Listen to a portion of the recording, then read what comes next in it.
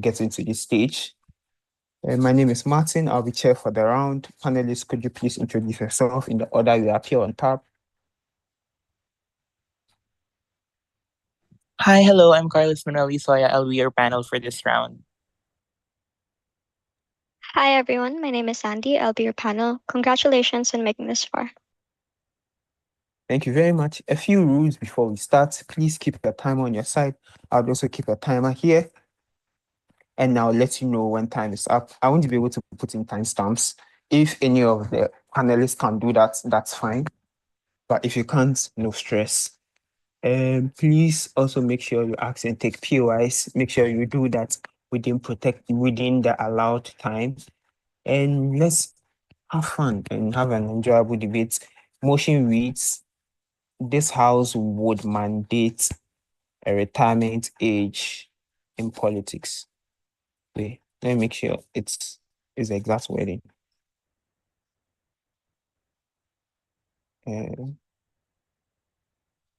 This house would mandate a retirement age in politics. Prime Minister, ready when you are.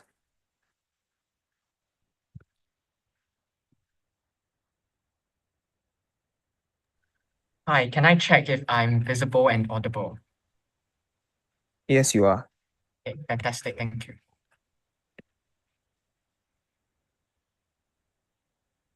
All around the world, our politicians have never had whiter hair. Joe Biden, whose mental incompetence became the defining question of the US presidential election that eventually forced him to step down, Xi Jinping, Putin, Ayatollah in Iran, this is the world where we live in, where our politicians are getting older and older. This is what side proposition stands for. We want to point out that almost all countries already have a retirement age. It may not be mandatory. It may be mandatory in some cases. In many countries, it's mandatory for certain civil servants, air traffic controllers, for example. I'll elaborate on that later. Right now, it may not be mandatory for all public office holders, but we think it's an important recognition of the declining abilities brought about by age and other problems, especially when it regards to politics and public office. And what we'll do is that we'll bring about this mandatory retirement age that's in line with these countries' already established retirement ages. For example, in Singapore, it's 65. In many other countries, it's 67. And we'll also like to point out that politics and public office have a unique impact and higher level of burden because they are directly accountable to legislation in particular that affects the lives of millions of people around the world and the nature that they are elected officials. So we are fine with, for example, private companies not being mandated to have a retirement age because we think that that's a strictly private matter for these companies. The burden, the level of burden and the level of impact is far greater when it comes to public office. I'll take you in a moment. And the yardstick in today's debate is which side is able to better come up with policies that's democratic and representative of the population. I'll take you now. Do you think every single person above your age of retirement is utterly incompetent and senile? Yes. Now, I would like to clarify this right from the start, but I will elaborate through that in our substantive. We recognize that maybe not every person over the age of 65 is completely mentally incompetent, but the issue is that's not the point. Because even if your mental capacities isn't that bad when you're still 70 years old, that is not the key issue here. It's still utterly undemocratic and it still brings about intense problems to the population. And I'll be talking about how this the status quo creates an underrepresentation of the population, especially in terms of younger voters and demographics, as well as talk about mental incompetence. And my second speaker will prove how the status quo brings about authoritarianism as politicians are allowed to stay on older and older, how this will allow them to slowly consolidate power and promote the rise of authoritarianism. And this brings me to my first substance. Right now, the situation is highly problematic because it results in an underrepresentation of literally most of your population, those who are not as old as your politicians, which are already in many countries, the average is getting close to 60, even 70 years old in countries like Japan in their national diet. Now, And there are a few layers of reasoning for this. One is that older voters are by far the most powerful in society. We are talking about your retired voters. Why? Because they have, through decades of experience and working and decades of experience, they have managed to have higher level jobs with greater flexibility, which means this is why they are far richer in average, which means more savings for political donations. We see that older voters are the ones who disproportionately donate and support political campaigns, because literally a lot of them don't need to work now. This is what they have the time to, as compared to your 20-year-old working a 9 to 5 and work maybe 6 days a week. And also, this also means that older voters have far more connections to their jobs, to their experiences in the government even. This is why older voters wield a disproportionate amount of power in society right now. And this is why parties focus more on getting these conservative older voters and whose demographic is disproportionately, for example, conservative and in a lot of countries, literally disproportionately white, because your minority voters, no thank you, have literally a lower life expectancy than your majority racial group. And this is problematic because younger voters with less money and time gets alienated. This is why legislatures such as the US, India, and even where I'm from, in Singapore, are dominated with older people from majority races and religions, furthermore disproportionate. And this is directly manifested in how our national laws and legislature do not cover the full range of concerns that is represented in the electorate and do not address their concerns. We can see this in how US senators cannot understand how WhatsApp and Telegram works. They are literally saying, does TikTok connect to the home Wi-Fi network? They are telling their aides, can you help me to print the internet, whatever that means? And this is why, for example, the older senators and representatives disproportionately vote in favor, no thank you, to ban adoption without understanding the pain that pregnant women faces, for example. In our comparative, younger politicians don't have these entrenched networks and established reputations. Often when entering office, they need to start outreaching to different lobbying groups, different age groups, different communities, not even just younger voters in their demographic, because they need to get the votes that they don't already have. While older politicians have established support bases and groups, they are basically sure to vote for them already, especially with super strong lobbying networks behind them.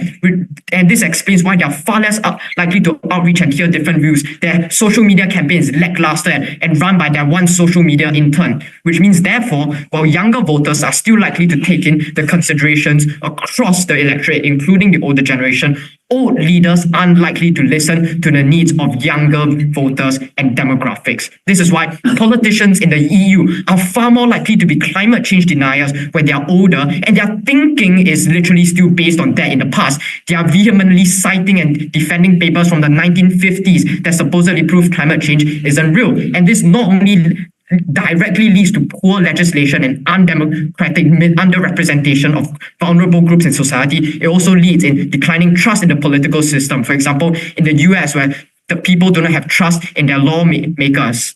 And also political apathy. When younger voters are not voting in the US, the voter turnout rates are horrible because they know that older voters already have such an established base. They have basically no chance of getting their younger politicians up there into public office, and they have no chance of getting their voice listened to. And my second sub, very quickly, is a much more minor sub. It's about mental incompetence, about how politicians have immense power over every single affair of a citizen in international affairs, whether the country is going to war or not. In US, where older politicians disproportionately voted to go to war in Afghanistan and Iraq. Terrible decisions, disasters, but they made these decisions because of these powerful lobbying groups that disproportionately listens to the interests of specific demographics. And clearly there's a deterioration of cognitive ability with age. I don't think I need to elaborate that much, but very quickly, 3 consequences. They are unlikely to make sound decisions on important nationwide policy. They aren't even likely to listen to technocrats and advisors giving them sound policy advice. And third, the focus of serious debate shifts to attacking personal characteristics like age in the US presidential election instead of serious substantive issues. And it's a huge undermining of democracy. This is why air traffic controllers, judges in many states, military generals are forced to retire. I'll wrap up. Are forced to retire early, and this is why politicians need to do that too. Thank you. Thank you very much for that speech. Before we move on to the next speaker, please, team should put their speaking order in the chat. For this out round, would be inputting speaks for everybody. Judges, please take notes too. We'll be inputting speaks just like an in round. Yeah, we welcome the first speaker for the opposition. Here. Hi, can you check that I'm audible, please? Yes, you're audible. Give me a moment to set up my timer, please.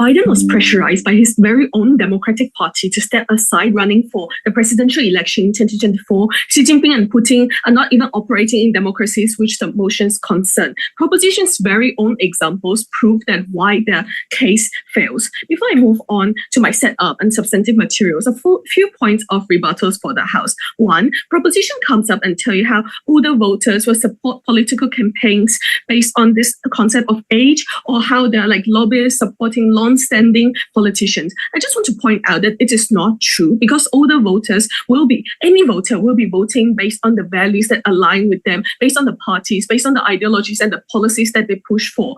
If anything, once you implement a retirement age, they will continue voting for conservative, younger politicians. We don't really see a difference here. Similarly, if you create this vacancy where there are no longer older politicians to lobby for, the lobbyists will simply be lobbying for younger politicians of the same party. We really don't see a difference here. In fact, it's worse on their side, because now there's reduced checks and balances on these younger politicians, which makes it far worse. Second point then, on how they say minorities have lower expectancy rate and therefore don't form a powerful voter bloc, how the youth are not interested enough in politics. I want to point out very quickly that it's simply a problem-solution mismatch, right? If you're really so concerned, sure, we'll increase healthcare for the marginalized and vulnerable group, we'll increase the discourse about politics in society amongst the youth. These problems will solve themselves organically in a sustainable way. We don't really see the point of going to such extreme as barring people from entering politics and stripping them of their basic rights. Third point then, about the whole idea of how older people are incompetent and not kept up to date. I just want to point out it is not true, because older people, it's not them alone forming government policies. They require heavy research, and there's a whole department out there to keep them up to date. It is also extremely ageist for proposition to cherry pick examples of problematic old politicians. The same can be done with younger politicians as well. We're not talking about the extremes here. We're talking about the majority, and whether the majority cases weren't enough negative impacts on politics by older politicians to warrant this retirement age and banning them from entering politics. But before I move on, yes. Would you oppose a retirement age that many countries already have in the army, judiciary, and with people like air traffic? I'm so glad you asked.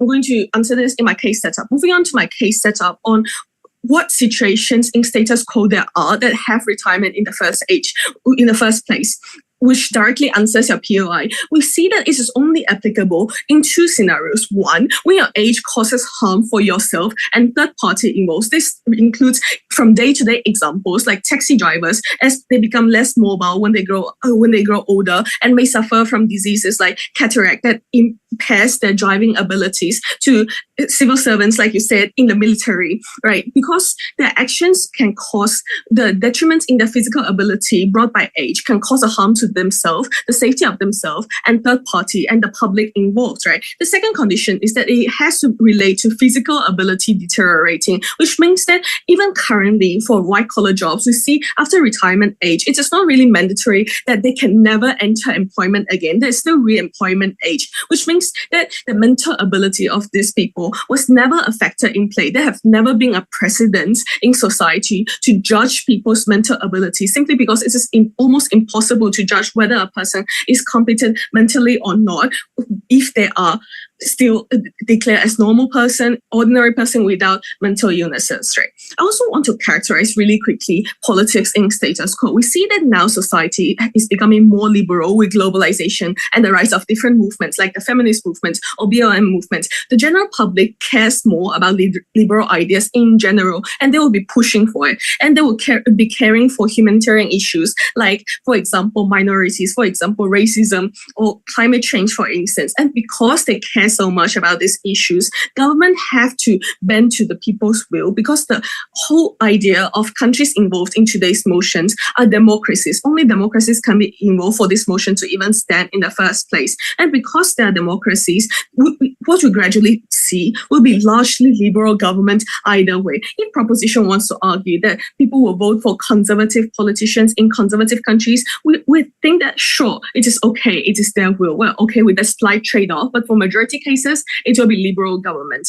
On the second point, on how politicians are constantly monitored, two ways how. One, through regular election cycles, pretty self-explanatory, they will be voted out if they're incompetent. And two, there are many government procedures in play to have checks and balances on politicians. For example, senators passing bills who pass out incompetent government officials, for instance. They have this incentive to be constantly up to date and competent in their policy making. Third point, on how politicians tend to be older in general, because one, politics is a huge bureaucracy. You need time to establish trust with the public so that their values align with you and they will vote for you. You also need time to secure allies who will support your campaign. And therefore, most politicians we see are on the naturally older side of the spectrum. And two, politics come from this idea of experience, right? You need to understand how government infrastructure works, what communities actually need. You need to develop both hard skills like writing and passing of bills and soft skills like communicating and liaising with other government officials, which takes time to form. It is extremely different from theory, and experience is really, really important. Moving on to my first substantive then, on how we are the only side that brings about a stable, more sustained development of the countries. First here, on how experience is a prerequisite to politics. I've already explained to that, but to add extension, on top of the day-to-day observation, there is also a very long-term runway for bills to be passed and laws to be put into place, right? For example, if I enter politics in my 30s, which is a pretty normal age to enter politics, they might only come into their full impact when I'm in my 60s because of the bureaucracy, the various chains of feedback loop, the legislative process, and the complex political gridlock debates and various scrutiny due to its sheer impact on people, right? And because proposition wants to ban these people from entering politics once they pass the age of 65, it means we waste all this expertise and experience, which otherwise could have been better utilized to draft out more careful politics. Let me also very quickly analyze to you the incentive of older politicians in the first place. They will generally want stability and to maintain peace and progress. Three reasons why. One, it is far too late for them to make a massive mark on society or to do something radical because, to be honest, they're old. It's not like they can stay in government for an indefinite number of years. Number two, they already have a very pre-built up reputation that they want to maintain and they don't want to screw that up. And three, they're more reserved because they're desensitized to what has happened. They've seen so much going on, which means that incentive structure is more aligned with society as a whole. Whereas for younger politicians, because they're younger and more ambitious, and because they care so much for the legacy that they're about to build up, and because they have a shorter runway, now that proposition imposes this retirement age, they're far more likely to impose radical changes that entirely shifts the dynamic of society. Right? The impact of this is severe. For elderly politicians, we see that we have slower, more organic change gradually rolled out, which makes it so much easier for people to accept on the ground. We don't see an influx of younger politicians all trying to leave their individual marks of history and not working together for the collective group. We don't have this bunch of inexperienced, incompetent, not having the best interests of the country in their mind group of younger politicians making radical changes and causing polarization and fragmentation in society as people struggle to accept the the policies rolled out by different parties. Because we are the side that protects the interest of country, so proud to oppose. Thank you very much for your speech. We welcome the second speaker for the proposition. Opposition, can we please get your speaking order in the chat? Yeah, I just sent it.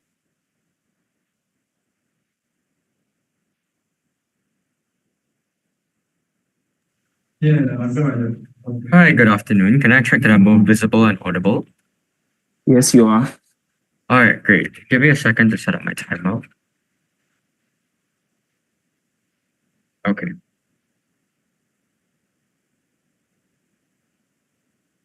If mental incompetence is a negligible issue that's so difficult to detect, why is it something that we continue to see people harping on over and over again in today's society? Never been prouder to propose. Before I move into my substantive material, let's take a look at what side OP has given us today in this debate. Now, they come up in their setup and say that politicians are people who can affect the third party, and that's why they're so important. That's why they're important people. This is a concession from them because our characterization is literally that politics affects the lives of citizens to the greatest extent. This is why it's so important to continue focusing on politicians and their age and their ability to continue serving to the best of their ability. Because once this goes wrong, then when we end up with a situation where democracy is being undermined, we end up with a situation where politicians are unable to do the job that people appoint them to do, and this can affect literally billions of lives of people living in that country. They can't simultaneously say that, quote unquote, not everyone above the retirement age is mentally incapable, and also that old taxi drivers suddenly have health problems like cataract, which is why we should end up suspending them, which is why we should end up forcing them to retire. They basically agree with us that it's not that everyone is incapable, but that the existence of a risk is already something we can't accept. In fact, we give you the further layer of logic that the existence of mental capability and health undermines political debate. Before I move on, I'll take your point. I think having cataracts as a taxi driver is fundamentally different from assuming every single person above the age of 65 is entirely mentally incompetent. Okay, I see your point. Again, we're risking very similar things here, both very important things. If you're talking about your taxi driver, you're risking people's lives. If you're talking about your politicians, you're risking hundreds of people's lives. Is this a risk that Thai opposition wants to take in today's debate? We say no.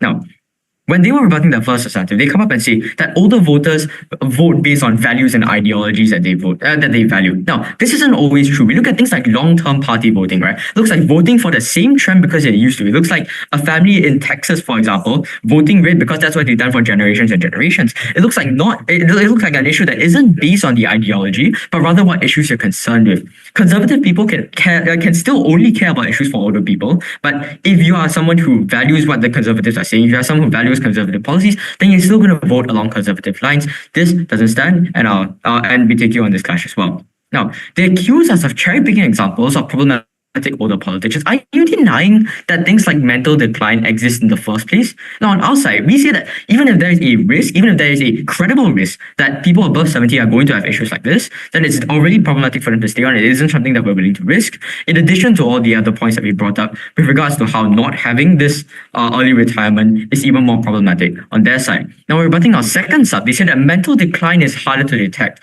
and that's something that we shouldn't be taking into account. Now, society values mental decline being a risk in the first place, right? We raise the example of things like teachers, things like education, things like the judges, the military, etc., right? And you can't come and say that, oh, this is just physical things, not mental things. We look at things like teachers, we look at things like judges, very mental things, if you ask me, right? And I think mental decline is definitely something that society continues to value in this, and it's also something that we should be valuing when it comes to appointing politicians. Now, we POI them and we ask again if they would be removing bans for things like judges and the military, etc., right? Now, you contradict yourself when you POI us and ask if everyone above the age is incompetent, and then go on to say like that people like judges are, and then try to justify why society insists on having them retire at a certain age to be, right? Please get your facts straight. This is extremely principally inconsistent with your side, right? Now, going off from their POI, right? They POI us, and again, they bring it up in this POI. Is everyone above the age of 70 incompetent? Now, again, even if they're not incompetent, it's not a risk we should be willing to take, right? I go back to their own setup. No, thank you. I go back to their own setup where they tell us that politicians are people who affect a lot of third parties. Politicians are people who determine the direction of an entire country. Indeed, we brought it up in our own setup, right? This isn't a risk that we should be willing to take, even if they are even if we can't tell if they're mentally incompetent. if they have a verified risk that they're going to be mentally incompetent, this is already an issue that we shouldn't have to deal with. Now, secondly, it also draws people's attention away from pressing issues that they have to worry about when they're worried about their presidents being incompetent. We brought this up in our second substantive, which you guys conveniently dropped, so we're going to bring it up again, right? Now, we look at things like US presidential debates being where voters are focused on issues like personal issues like age or competence instead of being focused or worried about actual policies and motions that are being pushed out during the presidential debates. So we look at things that are distracting voters from the crux of the issues because they're so worried that their presidents are going to be mentally incompetent and not good enough to lead their countries, right?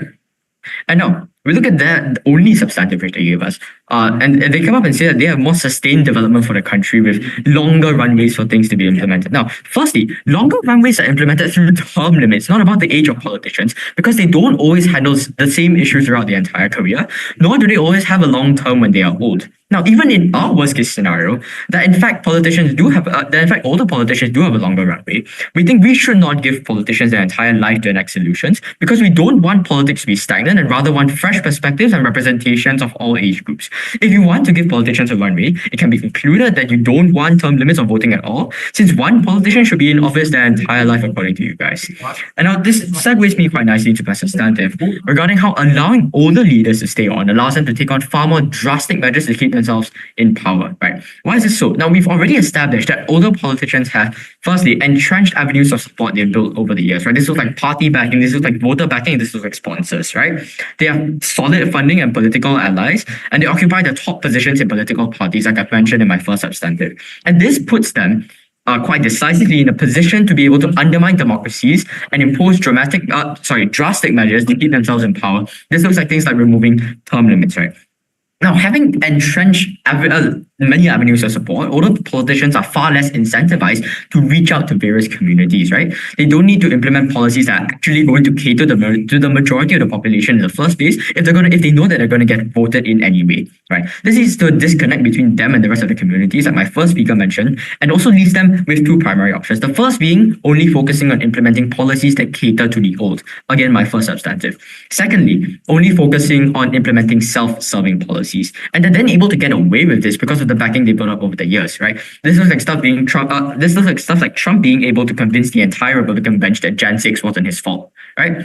And self-serving policies in this case looks like authoritarian leaders like Xi or Putin being able to remove term limits, things like the concentration of titles of leaders like Xi to keep him in power, things like anti-corruption campaigns by Xi, which eradicated huge amounts of his political rivals, looks like things like media crackdowns, etc., right? So we can very clearly see how older populations not only have the incentive, but also the ability to implement policies that don't benefit everyone in the best case, or that don't benefit anyone except for themselves in the worst case, right? And this is something that you have to deal with in your paradigm. Now, what does it look like in the real world? You see a decline in credible political opposition, right? Because your political opposition is literally being shut out by whoever's in power. This makes your elections undemocratic in principle, right? You see policies that sway to keep leaders in power rather than benefit the people. This not only unrepresents politicians, but also harms the that also harms the population instead. And lastly, this creates distrust in the state amongst the people, not just the youth, right? Ultimately, this spells the end of representation, the end of political representation, and ultimately the undermining of credible democracy. Never been prouder to propose. Thank you. Thank you very much for that speech. We welcome the second speaker for the opposition. Yeah, hello. Am I audible? Yes, you are. Okay, just give me a moment to set up my timer.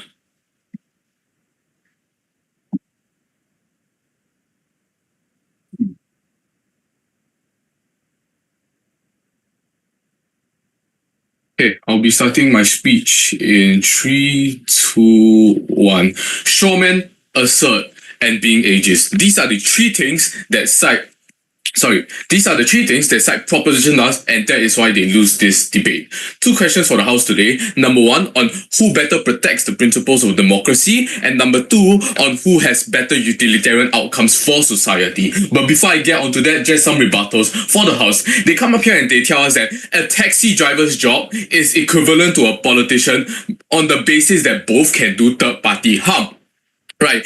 Understand here that they never interact with our mechanism at all, right? We obviously stated that like the nature of the job for an age limit to apply has to affect the job physically, right? This could look like the taxi driver potentially having cataracts. This could look like things like diseases, or maybe things like joint issues, meaning that there is an age limit on civil sectors such as the military, the fires, your firemen, etc. And so therefore, insofar as politicians, or rather a politician's job doesn't have correlation with their physical capability, then therefore, we don't think that there should be an age limit in the first place. Then they come up and assert that older people are mentally incapable because they are old. Again, I would just like to point out this is blatantly ageist, this is blatantly discriminatory against older politicians, right? Just because some politicians, and here they cherry pick like Joe Biden, some politicians are conservative in nature or some politicians are mentally incapable, doesn't necessarily mean that all politicians are mentally incapable.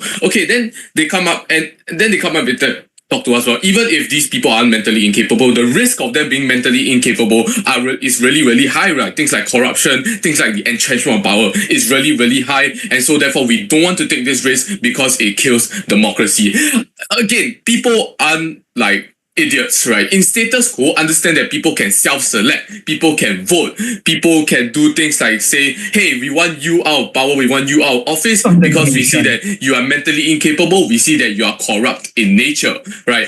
This looks like Joe Biden being taken out of the race due to his unpopularity amongst the people, right? And even if the people aren't able to self-select, people within Congress, people within the government can do so, right? This looks like bills being passed to impeach a president for being mentally incapable of running the state or being corrupt in nature. We don't necessarily see that you have to place a blanket ban on all politicians just because of one or two being mentally incapable or being conservative in nature. Then they come and talk to us about this rise of authoritarianism. Understand that people, again, they can self-select. They won't just adopt this defeatist mentality and allow Kim Jong-un number 2 or Xi Jinping number 2 to come up and take over their country, right? Understand also that political suppression, the rise of these sorts of very extremist types of countries is something to do with the failure of democracy. It has nothing to do with the fact that, you have older politicians up on stage, right? People like Kim Jong-un is really, really young. People like Xi Jinping have been in power for a really, really long time since he was young. There is no correlation to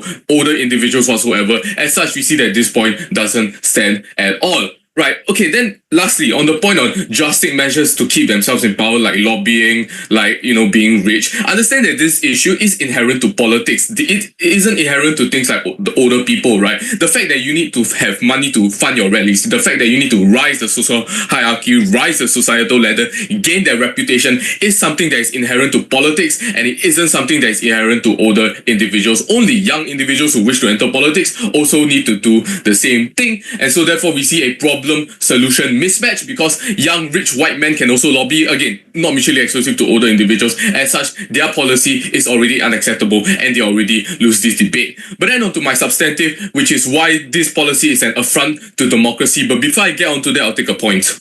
So let me get it straight. A taxi driver should have a retirement age because they might have cataracts and affect other people by crashing their car. But you won't have that for politicians because somehow they don't have that great of an impact. Yeah, okay. Yes, because we said that this isn't necessarily guaranteed, right? Because the thing is, things like mental incapabilities is inherent to things like genetics, is inherent to things like how you live your life, what diet you have, etc. Right? But number 2, and more importantly, again, like we say, right, people can self-select. People can see that these politicians are mentally incapable. People can see that these politicians are unable to craft policies that suit the current narrative or the demands of the people and vote them out. This is what a democracy is in nature. We don't see how this point stands at all. But okay, so then to my first substantive on why it is an affront to democracy, right? Understand that side proposition here, apart from not giving a counter narrative or giving a view on how the world will look like, they also never once justified why a 67 or 68 years old, because they so want to have a definite age, why this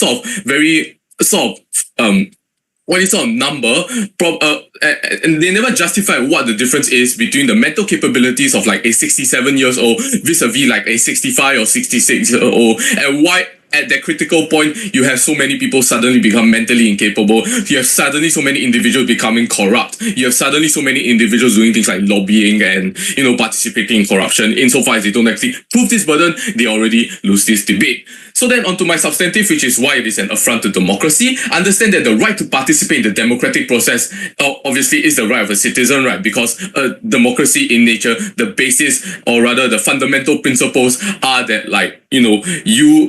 these politicians represent you on an international and national stage. They craft legislation and policies to meet the demands of the people, for the people, by the people, right? Understand that people are competent. These individuals in politics are probably competent, or else you organically get them kicked out, right? This looks like things like voting, impeachment, etc. And insofar as you sort of have dedicated a large portion of your life to serve the country, to better the lives of the country, we don't necessarily think it's morally right to get kicked out through an arbitrary age number. Understand that the job of a politician is stressful, time-consuming, causes a massive strain on your mental health, as you have to be constantly thinking about bigger cause, the state of the country, the state of the economy, what the people want, etc.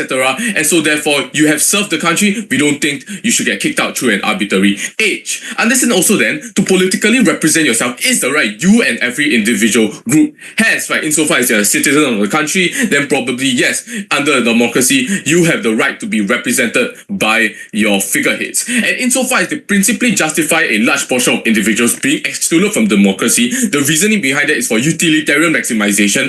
Again, this is just morally void, right? If you really want to max out your utility, you can just elect a dictator that makes you live in like this sort of concrete box and eat slop every day, so you can't harm other individuals, you can't harm yourself, right? And we see that even if the decisions don't create the max amount of utilitarian benefit, we think that you should be able to participate in the democratic process, right? I.e., your decision behind a certain policy or legislation isn't just for utility benefit, but also for principle purposes, right? The fact that every minority policy or DEI policy, the fact that the US intervened in Afghanistan or Ukraine probably goes to show that people do create things like legislation policies for principle purposes. We don't think that utility max should be the main point of this of politicians generally as a whole, right? Understand also that there's a social contract between the incumbent government and political participations, and so therefore the citizens have the right to representation, i.e. you can make your own party. It isn't necessarily clear why these people are being discriminated against in status quo principally. So what are the outcomes? The outcomes is, first, you get rampant discrimination against all individuals, right? You just listen to first proposition sheets, they tell you about cherry-picking examples of problematic old politicians and overgeneralization of these individuals, and so therefore that justifies a blanket ban. This sort of rhetoric is what is going to happen in status quo insofar as your policy is discriminatory in nature. As such, please cite opposition, the side that protects society, the side that protects representation.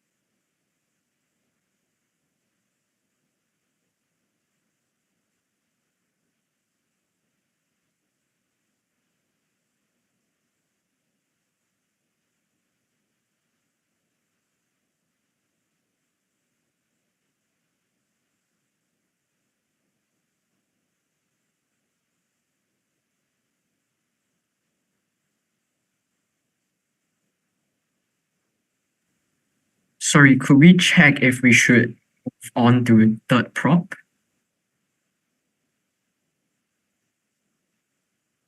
Sorry, I was speaking, but I just realized I was muted on this one. Sorry, we'll move on to the third speaker for their proposition. Thank you.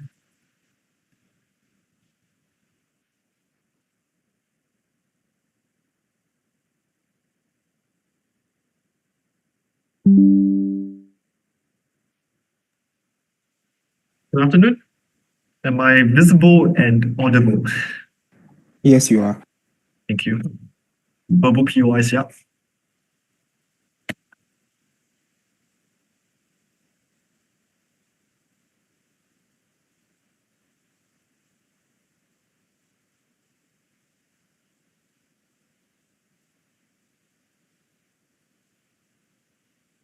from the outright start of my speech, I want to emphasize the agreement in this debate. We both agree that public office holders hold immense roles, horizontal executive force across the entire electorate. They don't disagree at all that they have immense powers and they have ability to affect every citizen's well-being. But then why is the setup like this? I want to bring it down for the final time because obviously they have not been understanding what we're saying.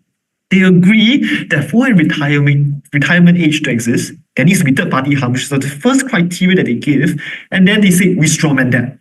Well, they give an example of a taxi driver. So if you are a taxi driver, you retire by the age of 65, regardless if you have cataracts as well. Same with pilots.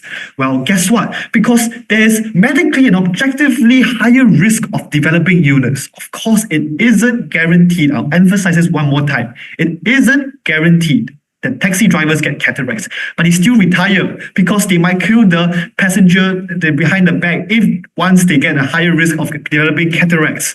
And now on politicians who control the entire country, every single citizen, literally controlling military capabilities, they also have a higher risk of developing illnesses that affect their physical capability like cataracts. Why shouldn't they retire as well? By your own logic. Yes, sir. Will you also bar older people from voting in general because they can vote for bad politicians? Well, I don't think this is actually something that is very symmetric here. We're telling you that the fact that older politicians have a direct harm to society versus older voters who are just simply voting and voting more narrowly based on their interests. The older politicians have a harm throughout the entire electorate. Right? Simple, just like how taxi drivers can cause lethal harm to the passengers. A president can cause lethal harm to their citizens as well. And then they continue saying that mental decline is irrelevant because we can't judge them. Well, it isn't that hard for the media to see that 81-year-old Biden stumbling, calling Zelensky President Putin instead. We think that we're not the one cherry-picking. It's the media that's cherry-picking these examples, showing the electorate just how incompetent or simply how the mental decline is manifesting in our elected officials. No wonder public trust in political institutions are dropping. One more time, we emphasize that because of this objective higher risk towards the commander-in-chief now, and the commander-in-chief affects every single citizen to a lethal degree, we think that they need to retire. And that's by your own very setup, by the way, my point. Therefore, under clearing this setup, this messy setup, let's go on to the two clashes of this debate. First, which side undermines democracy more? Second, which side prevents the better functioning of this country? Now, on undermining democracy, first op came up and said it doesn't exist. Right? Because voters don't vote by age. They instead vote by values. And they say in the second speaker that the people are really smart about this. This is a direct concession to us. Because age is a representation of your values. For example, one is more likely to oppose liberal values like LGBTQ and environmentalism when one is old and representing the older electorate. No, thank you. Compared to the younger politicians. Therefore, when you're voting by values, there's a high chance you're already voting by age. Now, and then to counter this even more, they said that, okay, checks and balances for the people are not the only thing. Congress can check and balance their politicians as well. I'm sorry, the opposite is happening. In fact, it's precisely because these older politicians have been in Congress for so long, they know so many people, and they know how to circumvent different legislative policies and have so much support in the hall. That's why they can avoid these check and balances better than young politicians in the end. Okay, but they say, oh, without older politicians, younger politicians are the ones losing their checks and balances. Well, I'm not too sure if this is more of a check and balance or a restriction on younger politicians. Why is that so? Because younger politicians are representing a new force, new ideas in the very archaic chambers of Congress. It means that younger politicians, when they represent a whole different electorate compared to older politicians, which means that they often are the ones endangering the vested interests of the old people. Therefore, older people, to protect their lobbying groups, to protect their whatever electorates, they are the ones actively trying to block younger politicians from stepping up to become much more capable politicians. But I have a question for opposition instead, because who are the ones holding older politicians accountable in your model to this zero response? And I think I've tackled this already. Younger politicians simply do not have entrenched networks like they do. This is a mechanism that's very well established. Then they reject our mechanism about older electorates, because we've told you that older electorates have much more money and power to lobby existing older politicians, because they reject this by saying that there exist young rich white people. Now, of course, they're the ones cherry picking right now, but I'll give you even more logic to this. Why? Because the older people have money. In contrast, younger generations are actually getting more disconnected from politics, actually, because they observe this gerontocracy. They observe that older politicians are continually clinging on to power where their interests, liberal interests like, say, Palestine issues, environment, feminism, LGBTQ, are continually not very much represented in the halls of the government, whereas the old people continue to lobby these politicians. We don't think you can reject this mechanism by simply cherry picking. Again, to our substantive on authoritarianism, they just say again that the voters are smart and they won't choose authoritarianism. Again, I would just like to say that the entire history of how China fell into authoritarianism was that because the president was so popular, and then in the end, because the president was getting old, he has vested interest in the halls of the Communist Party. Therefore, he could have the power to remove term limits. We're talking about, once again, entrenched power that these old politicians have. Finally, they came up with something more sensible in the second speaker, that we violate the principle of democracy by removing a choice. Okay, that directly contradicts whatever utility maximization sub that your second speaker has said. But we think that the impacts on your side are even worse to three groups of people: youth, minorities, and the fact that there's less accountability. Why? Because we told you about the entrenched power of these politicians, where they actively block young politicians out, such as the House Democrats blocking out Alexandria Ocasio-Cortez from becoming a senior official, or to minorities, where the youth are basically trying to push for more rights because the older generations are more conservative and do not see minorities as a much more important issue, or the fact where older politicians have less accountability because in the end they do not have as much of checks and power with their entrenched power networks and entrenched support groups from the electorate. In the end, what voters are presented with is a decreased choice because they cannot effectively vote out these senior politicians as well with their support networks. In the end, this undermines democracy much more in the long term, especially when the youth are going to take over in the future. Now to the last clash of the functioning of the country. They start defending this clash by trying to defend their side desperately because they say older politicians have an incentive to stay up to date. Why? Because people will vote them out if they don't. That's not true at all. In fact, we tell you that whatever expertise that these older politicians bring in is actually not expertise at all. Why? We characterize these politicians as not technocrats. They bring in ideas and values that they represent for the people, which means that it's often the technocrats in the government, advisors that give them actual policy ideas.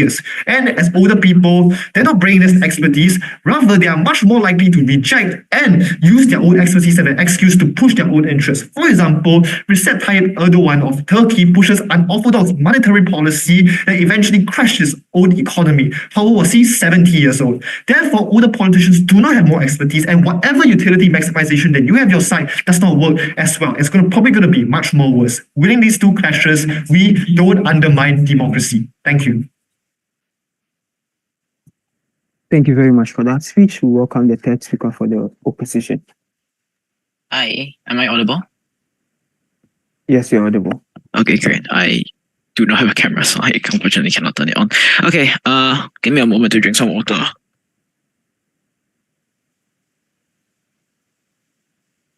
I'll be starting my speech in 3, 2, 1. Age is a prerequisite to experience, and experience is the prerequisite to wisdom required to run a country.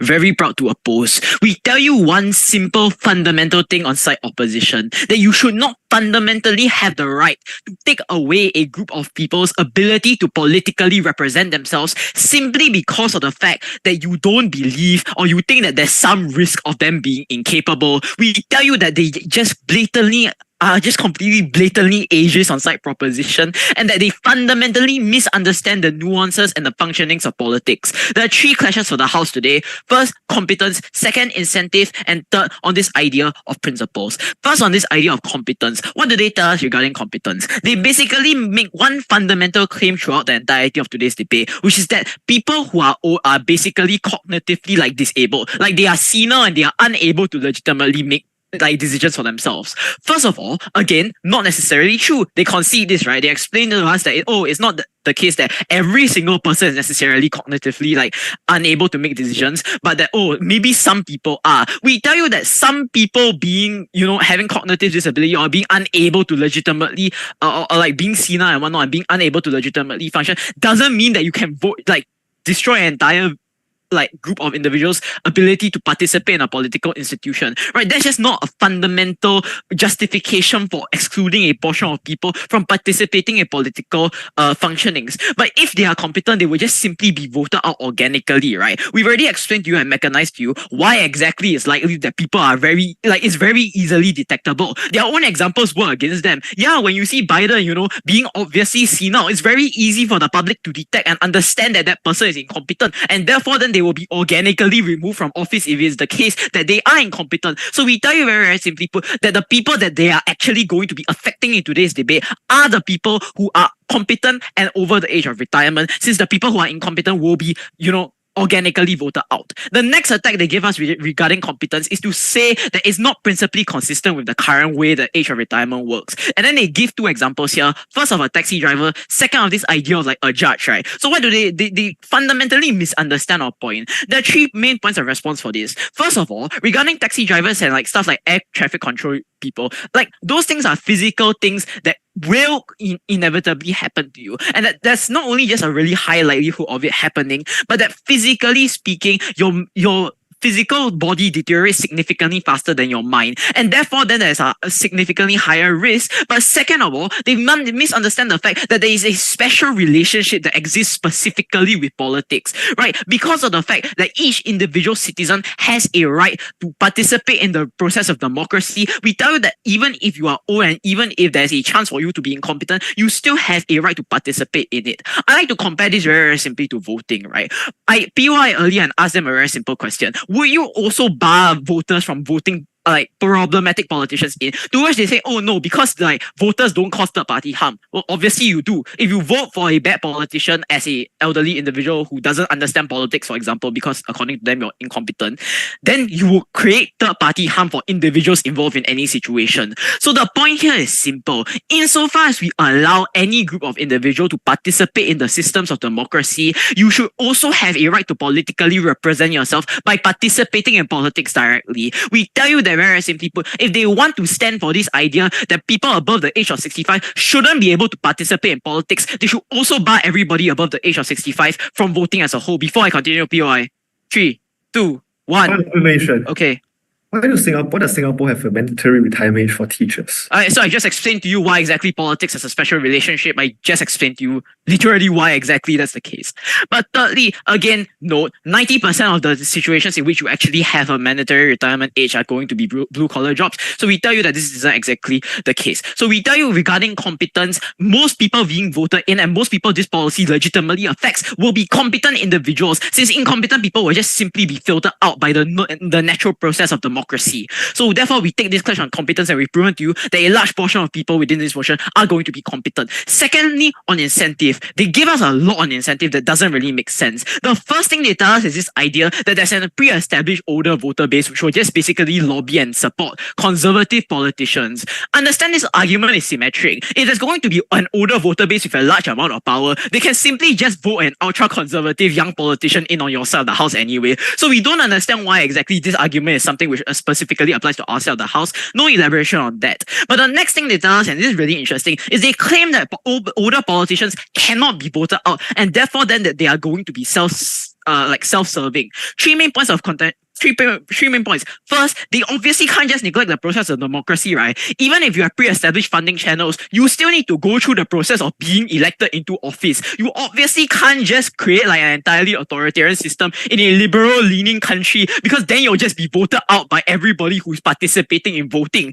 So it's really unclear to us exactly how exactly this breach of trust and this abuse of power will legitimately manifest. But second of all, the entrenchment of power argument isn't mechanized at all. They claim that you can do things like secure form blocks and secure funding, but realistically on your counterfactual, there is again symmetric, right? If you have young politicians, they can also do the same thing, since there will still be pre-established Point of more information. popular young politicians who presumably get a larger amount of funding and can create more amounts of like trust and build a stronger bond with individuals in the first place. So we tell you that simply put, like older politicians cannot be self-serving. But thirdly, we like to flip this argument. We tell you that in fact, self-serving, like older politicians are in fact probably more likely to make and be more careful with making their policies because of the precise characterization that they give us, because the public sees and understands and are more paranoid regarding the mental competence of the older politicians, because they understand things like senility are really, really big problems. They will probably be significantly more likely to scrutinize and monitor the specific policies being proposed by individuals anyway, right? So this probably manifests in people checking their policies even more, for example, and that's probably what's going to lead to older politicians having even more of checks and balances in place to prevent them from abusing their power. But second of all, I want to note on the incentive structure, they don't give us any analysis at all or any amount of argumentation on their counterfactual, which is why this is a really difficult third speaker speech to do, because again, they don't understand what exactly they are actually standing for. When you make it so that older politicians can now no longer, participate in politics, you need to understand that this is going to lead to an influx of younger politicians, to which we have three things that they have not responded to. One, they are less experienced, they cannot see the long-term effects of specific bills or policies, right? This isn't just because of the fact that they just obviously have lived less, they can't see the long-term impacts of certain bills and policies, and therefore they're less likely to be competent regarding these sorts of things. Second of all, due to the effects of the policies, there's just generally a shorter runway. Since your career in politics is significantly shorter, so you have less time to make a mark in history, and therefore you're more likely to take extreme stances. But third of all, a less established belief system means that more of a likeliness to opt into extreme rhetoric, since the priority of younger politicians is to establish their image as opposed to defending and creating their image. They are more likely to opt into more extreme rhetoric and imagery in order to get a larger amount of a voter base, as opposed to having that quote-unquote pre-established voter base that they keep claiming that older politicians have. So we tell you that due to the fact that they don't understand that younger politicians in fact have probably worse incentives, they lose today's debate on the idea of incentives as well. Thirdly, I want to know on principle is an independent path to victory, and we already win on the argument because we prove to you that beyond any utilitarian detriment, there is still a fundamental right to participate in democracy, to which they have not responded in any meaningful capacity, except to claim that there's, again, utilitarian detriment, which fundamentally misunderstands the argument. Never been prouder to oppose. Thank you. Thank you very much for that speech. We welcome the opposition reply.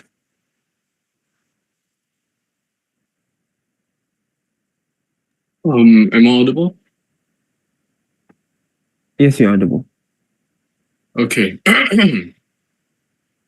I'll be starting my speech in 3, 2, 1. Two questions for the House today. The first on who better protects democracy, and the second on who is better off utility-wise. So I'll be first tackling on the utility argument, because note here that side proposition already concedes the principal clash from the get-go. Okay, so they come up here and tell us a couple of things, right? They come up here and tell us about competence, that elderly individuals are completely incompetent, that they will have things like mental incapabilities, or they will have things like mental issues, etc. Again, this is completely ageist, right? They come and talk to us about older politicians tend to or are more likely to be mentally incompetent. There is no mechanism behind this at all. They also claim here that age is associated with ideology. Again, this is completely untrue, right? Age isn't associated with ideology. Sure, age might be associated with things like your experiences when you're living, but ideology is something that can adapt over time as society matures, right? Understand also that, again, even if it were true that older politicians tend to be mentally incapable, there is already this sort of organic removal via voting, via impeachments in court, etc., as your natural check and balance. So understand here that competence, this sort of point on competence is already won on our side of the house, and so the people you're dealing with today are competent and mentally capable individuals. These are the people that we are talking about. But then with your policy, what you then set is the narrative that all old individuals are so incompetent to the point that they don't deserve representation at the national level, they don't deserve to have this sort of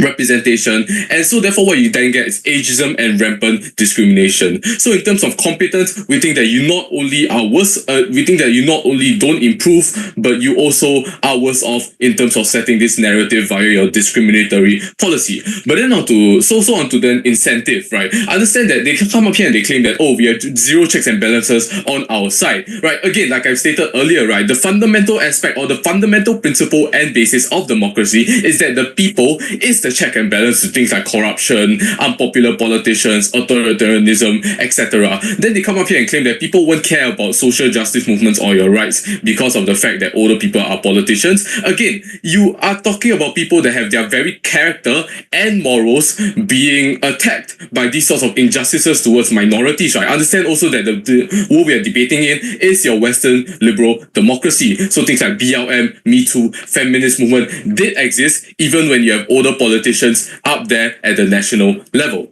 Okay, so then they completely so then we have taken all their positive material down, but they have not, right? We already told you that, you know, things like the difference in the incentive structures of the elderly and the youth, the fact that the elderly want things like stability, peace, and order, and that the youth inversely want things like extreme shifts in society because they want their legacy to be established, because they see that they still have like a long career pathway as a politician, right? So therefore you probably get worse outcomes in terms of more radical policies, in terms of things like instabilities in society, and you generally harm minorities because of this instability in society. So therefore we think that they already lose this clash on who is better off utility-wise. Now to the second clash on who better protects democracy, from the get-go understand that they are willing to trade off this sort of principal point for massive amounts of utility, and so therefore we say even in the worst case where we are principally worst off in terms of policy making, understand that policies as a whole are not made just for utility benefit but also for principle as well as consideration of your representation. For instance, some politicians maybe use rhetoric that are not very eloquent, or the reasoning behind issues may not be even justified or even targeted. Again, we think that this is okay insofar as they are voted in, because of the fact that, again, lower socio-economic class individuals probably can't access such an eloquent level of speech, or lower economic people probably have more important or prevalent issues in their purview. As such, insofar as they get voted in, and even if there are worse policies that present itself, we think that insofar as this sort of principle of democracy is protected, we think that this is okay, this outcome is okay. As such, because we take the clash on democracy, because we take the clash on who is utility better, side off. Thank you very much for that speech. Welcome, Gav reply.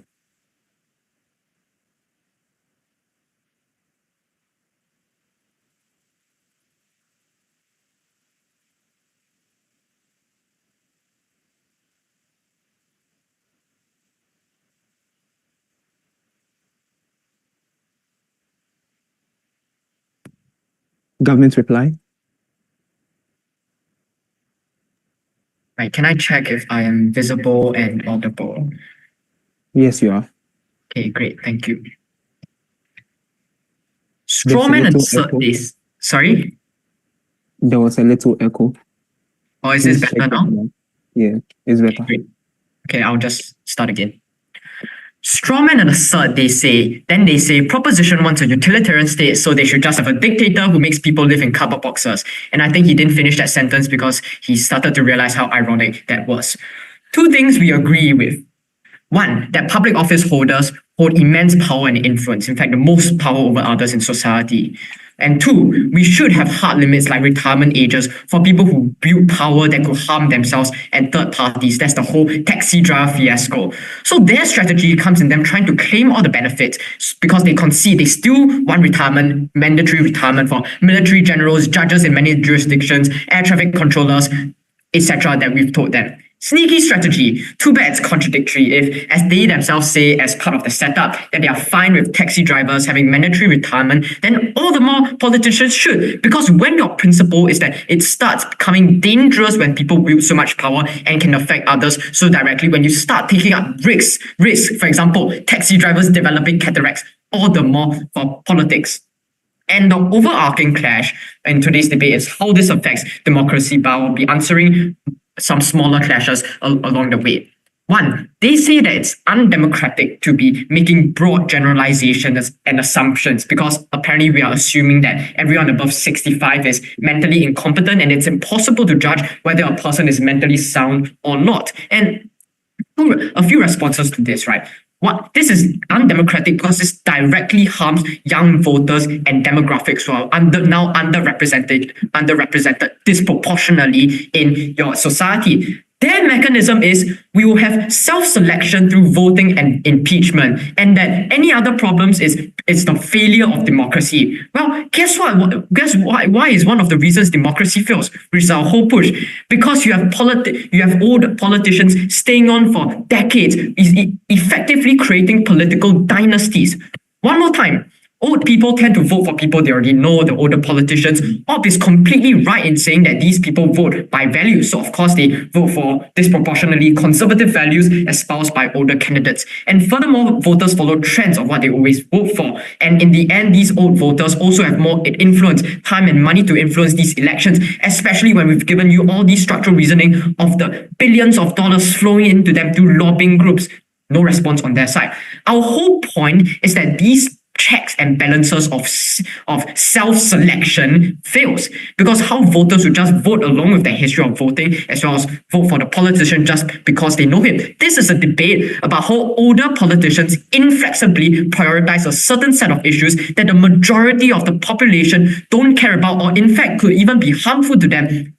And how this is terrible. They can do this because the older demographics votes for them, because they have established ties and connections in the government. They have so much support from lobbying groups and so much more funding. This is why they keep getting entrenched in power. This is why we want to remove this disproportionate representation of older people in legislatures. In fact, they have already conceded to this point, because their substantive on longer runways hinges on the fact that older politicians will most certainly get voted up. This is why younger people are so much less engaged with politics, seeing that their voices are much less represented. This is why in major elections this year, we see younger populations voter turnout being 20% less minimum than their older counterparts.